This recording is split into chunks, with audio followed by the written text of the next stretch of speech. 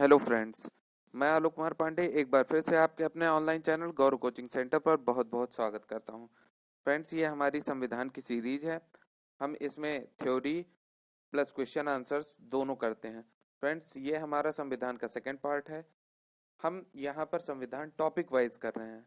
हमारी टॉपिक चल रही थी भारत का राष्ट्रपति, और ये हमारा सेकंड पार्ट है। फर्स्ट पार्ट में हमने पढ़ा कि किस अनुच्छेद के अनुसार यह बताया गया कि भारत का एक राष्ट्रपति होगा, या और पढ़ा हमने कि उस किस अनुच्छेद में वह अपनी शक्तियों का प्रयोग करता है, कार्यपालिका का प्रधान होता है। तो कार्यपालिका की जो शक्तियां हैं वह किस अनुच्छेद से उनका प्रयोग करता है, और फिर बताया गया आगे कि निर्वाचक मंडल क्या है। शपथ के बारे में हमने पढ़ा था और उसकी महाभियोग के बारे में पढ़ा था।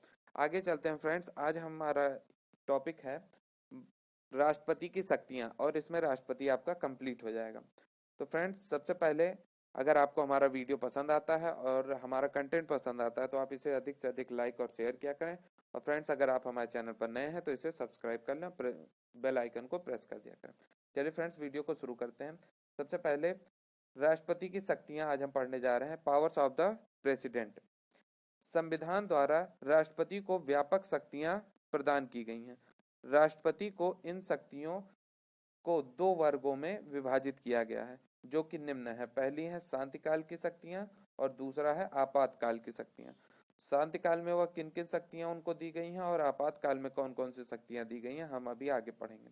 चलिए फ्रेंड्स, शुरू करते हैं। सबसे पहला है शांतिकाल की शक्तियां। शांतिकाल में राष्ट्रपति को निम्न शक्तियां प्राप्त हैं। तो फ्रेंड्स, हमने साथ में साथ आपके अनुच्छेद भी लेते चले हैं, जिससे कि आपको बार बार याद करने में परेशानी ना हो। चलिए फ्रेंड्स, पहला देखते हैं। अनुच्छेद 53 के अनुसार संघ की कार्यपालिका शक्ति राष्ट्रपति में निहित होती है, और वह इसका प्रयोग संविधान के अनुसार स्वयं या अपने अधीनस्थ प्राधिकारियों के माध्यम से करेगा। अभी हमने बताया था कि राष्ट्रपति कार्यपालिका का प्रधान होता है, और कार्यपालिका की जो सभी शक्तियां होती हैं वो अनुच्छेद 53 के आधार पर वह प्रयोग करता है। अब देखिए आगे। प्राधिकारियों के माध्यम से करेगा। अधीनस्थ प्राधिकारियों से तात्पर्य केंद्रीय मंत्रिमंडल से है। भारत सरकार के समस्त कार्यपालिकीय कृत्य राष्ट्रपति के नाम पर होता है। मतलब कार्यपालिका का जो भी काम होता है या जो भी चीज उसके द्वारा की जाती है वो सभी राष्ट्रपति के नाम पर की जाती है, तथा सरकार के सभी निर्णय उसके निर्णय माने जाते हैं। ओके फ्रेंड्स, चलिए आगे चलते हैं। अनुच्छेद 74। अनुच्छेद 74 के तहत राष्ट्रपति अपनी कार्यपालिका शक्ति के प्रयोग में सलाह देने के लिए एक मंत्रिपरिषद का गठन करता है, जिसका प्रमुख प्रधानमंत्री होता है। तो फ्रेंड्स, यहाँ पे क्वेश्चन ऐसा पूछा जाएगा कि किस अनुच्छेद के आधार पर राष्ट्रपति कार्यपालिका शक्ति का प्रयोग करने के लिए मंत्रिपरिषद का गठन करता है। तो ये अनुच्छेद 74 के तहत प्रयोग करता है। फ्रेंड्स, पिछली वीडियो में हमारा एक अनुच्छेद में गलत मुंह से निकल गया था। अनुच्छेद 71 था, जिसमें राष्ट्रपति और उपराष्ट्रपति से संबंधित विवादों का जो निपटारा करता है वो उच्चतम न्यायालय करता है, और अनुच्छेद 71 के आधार पर करता है। वहां मैं अनुच्छेद 72 बोल गया था। चलिए फ्रेंड्स, आगे चलते हैं। अगर आपने हमारा फर्स्ट पार्ट नहीं देखा है तो आप आई बटन पे लिंक दिया हुआ है, आप वहां जाकर उसको जरूर देख लें। उससे आपकी तैयारी बहुत अच्छी हो जाएगी। चलिए फ्रेंड्स, आगे देखते हैं। राष्ट्रपति द्वारा की जाने वाली नियुक्तियां। कुछ कुछ नियुक्तियां ऐसी हैं जो राष्ट्रपति डायरेक्ट करता है। तो ये सभी नियुक्तियां भी बहुत पूछी जाती हैं, इसलिए हमने इसको भी सबमिट कर लिया है इसमें। जैसे कि संघ के मंत्रियों की नियुक्तियां, राज्यों के राज्यपाल की नियुक्तियां। डायरेक्ट ऐसे पूछता है कि राज्यों के राज्यपाल की नियुक्ति कौन करता है? प्रधानमंत्री, राष्ट्रपति, जनता द्वारा चुना जाता है। तो फ्रेंड्स, ये सभी क्वेश्चन एक एक लाइन में आपके एक एक क्वेश्चन तैयार हो रहे हैं। चलिए आगे बढ़ते हैं। उच्चतम न्यायालय तथा उच्च न्यायालयों के न्यायाधीशों की नियुक्ति। अब ये किस अनुच्छेद के आधार पर करता है, अभी हम आगे पढ़ेंगे। भारत के नियंत्रक एवं महालेखा परीक्षक की नियुक्ति। मुख्य निर्वाचन आयुक्त की नियुक्ति।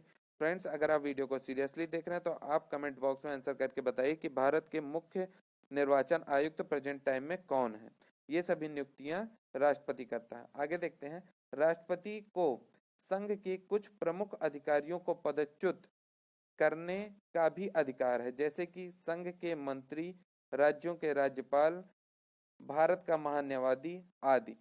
ये सभी राष्ट्रपति के प्रसाद पर्यंत पद धारण करते हैं। मतलब जब तक राष्ट्रपति चाहता है तब तक ये उस पद पर बने रह सकते हैं। अगर राष्ट्रपति चाहे तो उन्हें पदच्युत कर सकता है, मतलब पद से हटा सकता है। आगे देखते हैं फ्रेंड्स, दूसरा है हमारा राष्ट्रपति की विधायी शक्तियां, लेजिस्लेटिव पावर्स ऑफ प्रेसिडेंट।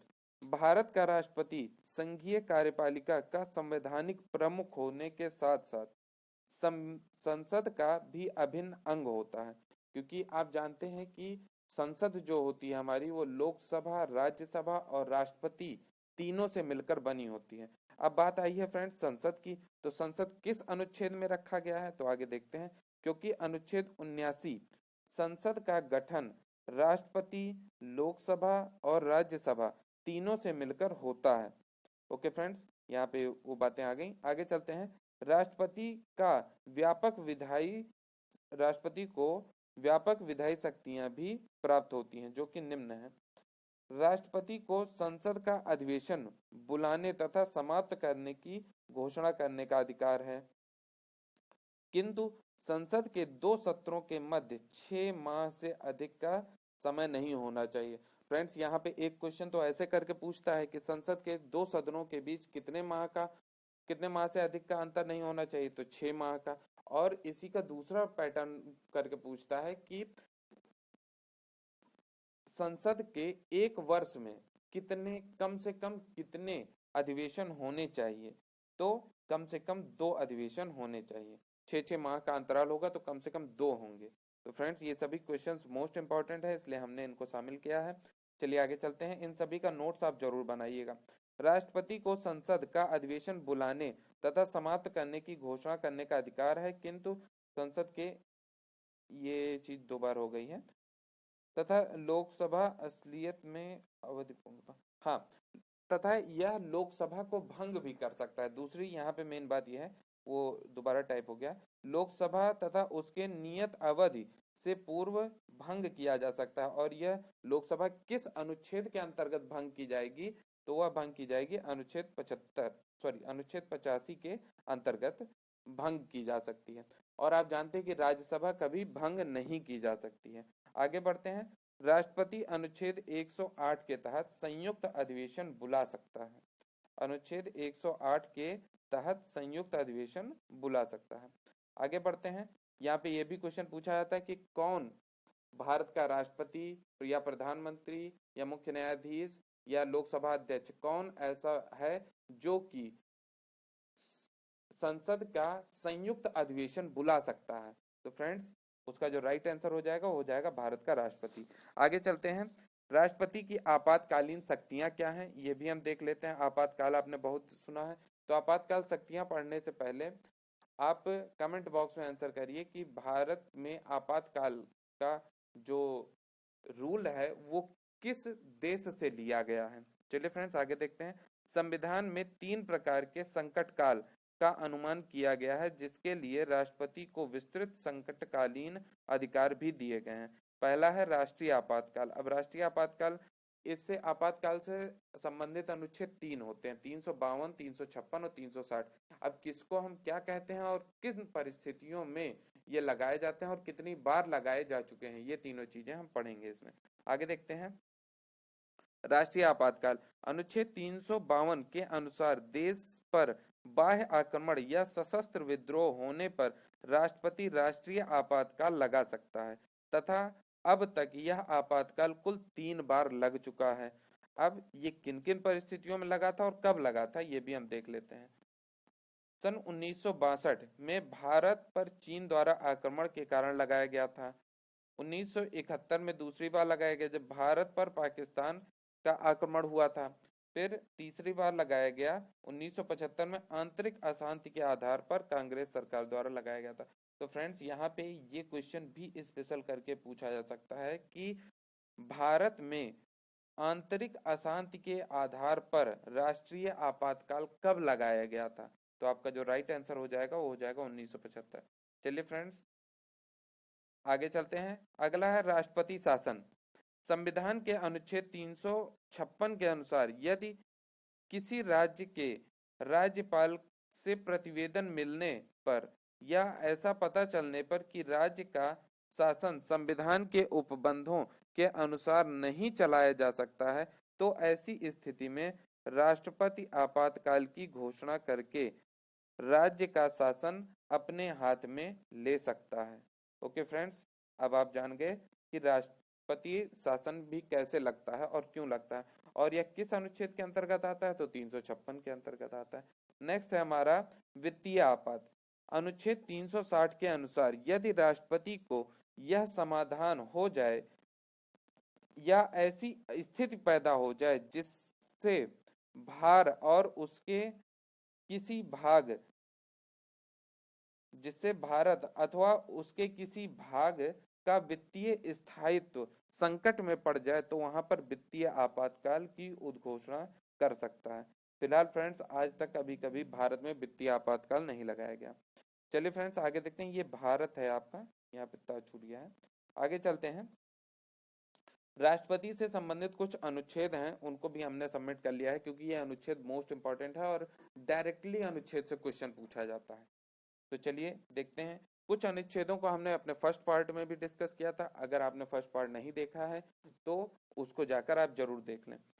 आगे देखते हैं फ्रेंड्स। अनुच्छेद 72 राष्ट्रपति को क्षमादान की शक्ति प्रदान की गई है।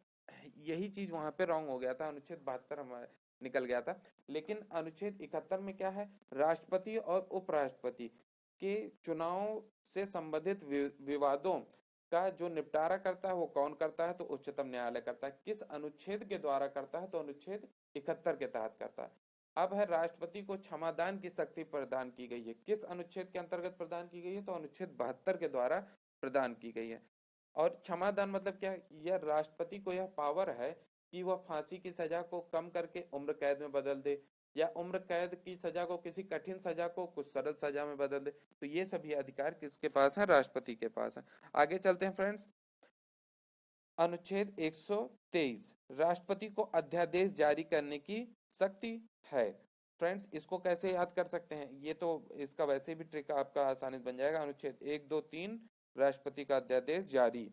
तो फ्रेंड्स जैसे हम लोग कभी बचपन में रेस करते थे तो वहां पे कहते थे 1, 2, 3 गो, तो ऐसे ही यहाँ पे है अनुच्छेद 1, 2, 3। इसको ऐसे भी जनरली याद कर सकते हैं, राष्ट्रपति का अध्यादेश जारी। आगे चलते हैं, जैसा मन हो आप वैसे याद कर सकते हैं। अनुच्छेद 143 राष्ट्रपति को उच्चतम न्यायालय के परामर्श का अधिकार दिया गया है। अनुच्छेद 143 से राष्ट्रपति उच्चतम न्यायालय का परामर्श ले सकता है, लेकिन जो भी उच्चतम न्यायालय परामर्श देता है उस पर राष्ट्रपति अमल करे या ना करे, ये उसके ऊपर होता है, कोई जबरदस्ती नहीं होती है उसके ऊपर। आगे चलते हैं। अनुच्छेद 124 उच्चतम न्यायालय के न्यायाधीशों की नियुक्ति का अधिकार।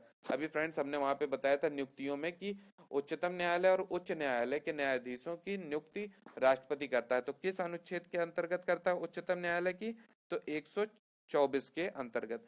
अब वहीं पे बात आई थी उच्च न्यायालय की भी, तो देखिए हमने नीचे उसको भी सबमिट कर लिया है कि अनुच्छेद 217 के तहत उच्च न्यायालय के न्यायाधीशों की नियुक्ति होती है। ओके फ्रेंड्स आगे चलते हैं। नेक्स्ट अनुच्छेद हमारा अनुच्छेद 280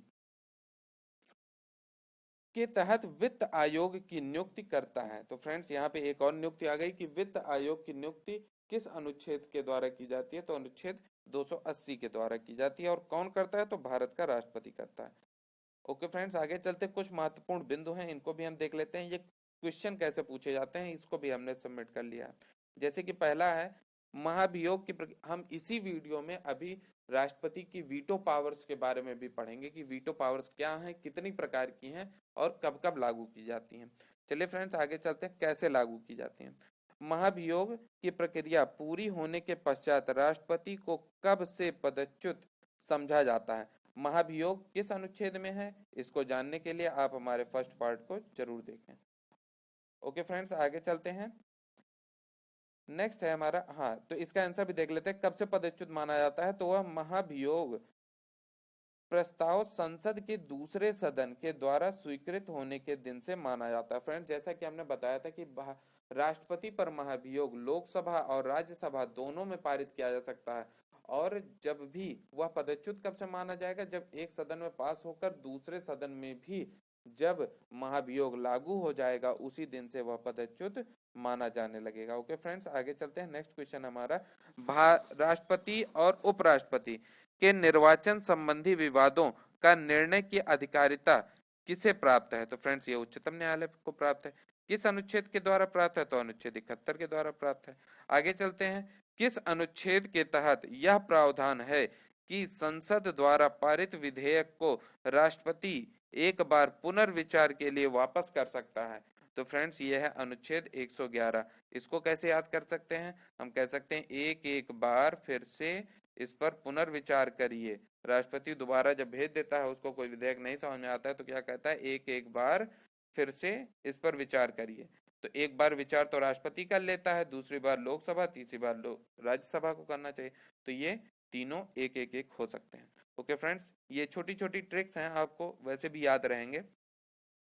चलिए आगे चलते हैं। संविधान के किस अनुच्छेद के तहत राष्ट्रपति संसद के दोनों सदनों का संयुक्त अधिवेशन आहूत कर सकता है?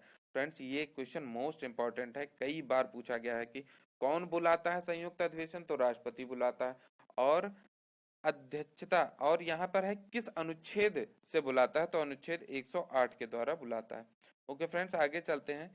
किन विधेयकों को राष्ट्रपति पुनर्विचार के लिए वापस नहीं कर सकता? अभी आपने पढ़ा कि अनुच्छेद 111 के तहत वह किसी विधेयक को पुनर्विचार के लिए भेज सकता है। अब यहाँ पर है कि वह किन किन विधेयकों को नहीं भेज सकता है।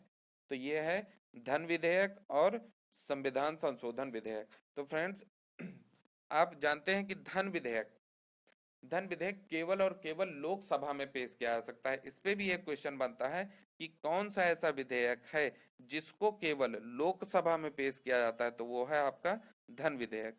और आगे चलते हैं, संविधान संशोधन, बात आई है संविधान संशोधन की, किस देश से लिया गया? तो ये दक्षिण अफ्रीका से लिया गया। किस अनुच्छेद के अंतर्गत है? तो अनुच्छेद 268 के अंतर्गत संविधान संशोधन की बात की गई है। ओके फ्रेंड्स, आगे चलते हैं। नेक्स्ट है हमारा, आप ऐसे ही चीजों को रिलेट करते हुए पढ़ा कीजिए और इन सभी का नोट्स फ्रेंड्स जरूर बनाइएगा। एक ही वीडियो में आपको हमने बहुत सारी जानकारी दी है। आगे चलते हैं, राष्ट्रपति के रूप में सबसे लंबे और सबसे कम समय का कार्यकाल किनका किनका रहा है? ऐसे भी क्वेश्चन आते हैं। अभी आगे आएगा कि कौन से ऐसे दो राष्ट्रपति हैं जिनकी कार्यकाल के समय मृत्यु हो गई। उसमें पूछ लेता है कौन कौन से ऐसे राष्ट्रपति हैं जो उपराष्ट्रपति के पद पर रह चुके हैं या प्रधानमंत्री रह चुके हैं। तो फ्रेंड्स ये सभी क्वेश्चंस भी हैं, अभी आगे मिलेंगे आपको। चलिए आगे चलते हैं। कार्यकाल किनका किनका रहा है? तो सबसे लंबे समय तक आपके डॉक्टर राजेंद्र प्रसाद रहे हैं। और दूसरा है कि सबसे कम समय तक डॉक्टर जाकिर हुसैन का कार्यकाल सबसे कम समय तक के लिए था। आगे चलते हैं फ्रेंड्स। नेक्स्ट क्वेश्चन है हमारा, भारत के प्रथम मुस्लिम राष्ट्रपति कौन थे? तो डॉक्टर जाकिर हुसैन जी थे। आगे बढ़ते हैं। नेक्स्ट है हमारा, किन दो राष्ट्रपतियों की मृत्यु उनके कार्यकाल में ही हो गई थी? देखिए अभी हमने क्वेश्चन बताया था। आ गया, डॉक्टर जाकिर हुसैन और फखरुद्दीन अली अहमद, इन दोनों लोगों की मृत्यु उनके कार्यकाल के समय में ही हो गई थी।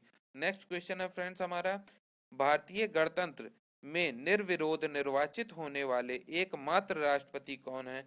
तो यह है नीलम संजीव रेड्डी। फ्रेंड्स अगर आपको हमारा कंटेंट और हमारा वीडियो पसंद आ रहा है तो आप इसे लाइक और शेयर करते चलें। और फ्रेंड्स अगर आप हमारे चैनल पर नए हैं तो इसे सब्सक्राइब कर लें और बेल आइकन को प्रेस कर दें। ओके फ्रेंड्स, आगे चलते हैं। और इन सभी वीडियोस को आप पूरा देखा करें, क्योंकि हम एक एक वीडियो में बहुत सारी इंफॉर्मेशन को इंक्लूड करते हैं। आगे चलते हैं फ्रेंड्स। नेक्स्ट क्वेश्चन है हमारा, अब देखिए वीटो शक्तियां भी आ रही हैं। भारत के एकमात्र ऐसे राष्ट्रपति कौन है जिनको द्वितीय मतगणना में सफलता प्राप्त हुई थी? तो फ्रेंड्स डॉक्टर बीबी गिरी जी हैं। इन ये केवल एकमात्र ऐसे राष्ट्रपति हैं जिनके लिए द्वितीय मतगणना भी करानी पड़ी थी और उसमें इन्हें जीत मिली थी। अब फ्रेंड्स दो क्वेश्चंस मैं आपके होमवर्क के लिए दे रहा हूं। अगर आप इस वीडियो को सीरियसली देखें तो आप इन दोनों क्वेश्चंस का आंसर कमेंट बॉक्स में जरूर करिएगा।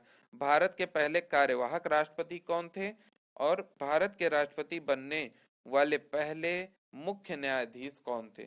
अगर आपको नहीं भी मिलता है इसका आंसर तो आप हमें कमेंट बॉक्स में करिएगा, इसका रिप्लाई हम जरूर देंगे। ओके फ्रेंड्स, आगे चलते हैं। आज का हमारा लास्ट टॉपिक रहेगा राष्ट्रपति की वीटो शक्तियां, और यहाँ से राष्ट्रपति कंप्लीट हो जाएंगे। नेक्स्ट टॉपिक में हम भारत का उपराष्ट्रपति शुरू करेंगे।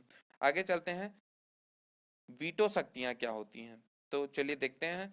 भारतीय संविधान द्वारा राष्ट्रपति को स्पष्टतः वीटो शक्ति प्रदान नहीं की गई है, किंतु संवैधानिक परंपरा के रूप में राष्ट्रपति को अधोलिखित 3 प्रकार की वीटो शक्तियां प्रदान की गई हैं, प्राप्त हैं। तो फ्रेंड्स, सबसे पहली चीज आपके यहाँ पे आ गई कि राष्ट्रपति को कितने प्रकार का वीटो जारी करने की शक्ति है, तो 3 प्रकार का वीटो जारी करने की शक्ति दी गई है।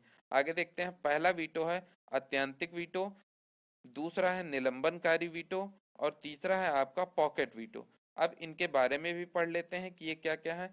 अत्यंतिक वीटो, जब किसी विधेयक पर राष्ट्रपति अपनी अनुमति नहीं देता है तब विधेयक का अस्तित्व समाप्त हो जाता है और इसे अत्यंतिक वीटो या पूर्ण वीटो कहते हैं।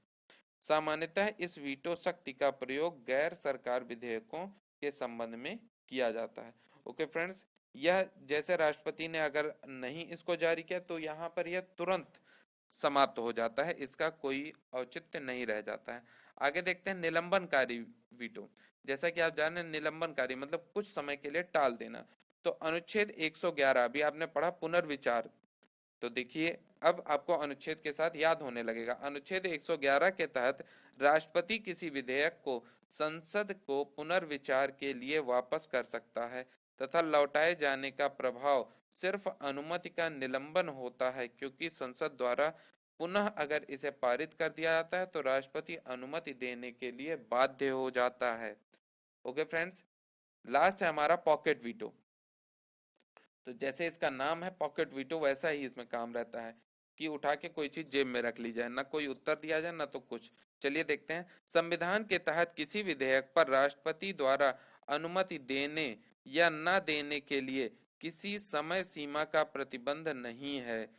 अगला है, अंतः जब राष्ट्रपति किसी विधेयक पर अपनी अनुमति नहीं देता है, यह पुनर्विचार के लिए संसद को वापस भी नहीं करता है, तब वह पॉकेट वीटो का प्रयोग करता है। अभी तक इस पॉकेट वीटो का प्रयोग सर्वप्रथम राष्ट्रपति ज्ञानी जैल सिंह ने 1986 में किया था, भारतीय डाक विधेयक के संबंध में। ओके फ्रेंड्स, तो यहाँ पे आपने तीनों वीटो पावर्स पढ़ ली राष्ट्रपति की, और राष्ट्रपति से संबंधित सारे अनुच्छेद, क्षमादान हो गया और अपनी शक्तियों का प्रयोग हो गया, ये सब आपने पढ़ लिया। फ्रेंड्स, इन सभी का आप नोट्स जरूर से जरूर बनाइएगा और इनको बार बार रिवाइज करते रहिएगा। 2-4 दिन बीते, आप एक बार दोबारा वीडियो देख लीजिए। जितनी बार आप वीडियो देखेंगे उतनी बार आपके दिमाग में यह फीड कर जाएगा, और एक बार जहाँ ये याद हो गया वहाँ आपको फिर भूलने की जरूरत, भूलेगा नहीं। ओके फ्रेंड्स, अगर आपको हमारा वीडियो और कंटेंट पसंद आया हो तो आप इसे अधिक से अधिक लाइक और शेयर कीजिए। अगर चैनल पे नए हैं तो इसे सब्सक्राइब कर लीजिए और बेल आइकन को प्रेस कर लीजिए। Okay friends, thank you for watching this video.